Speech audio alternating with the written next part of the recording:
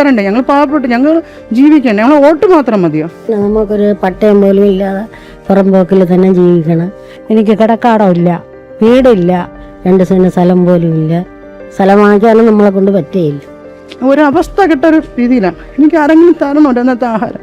ആരെങ്കിലും ഞങ്ങളിപ്പം സഹായിക്കണം. കഴിയുമെങ്കിൽ സർക്കാർ ഞങ്ങൾക്ക് പട്ടയമെങ്കിലും ഞങ്ങൾക്ക് തന്ന് സഹായിച്ചാൽ വളരെ ഒരു ഉപകാരമായിരിക്കും.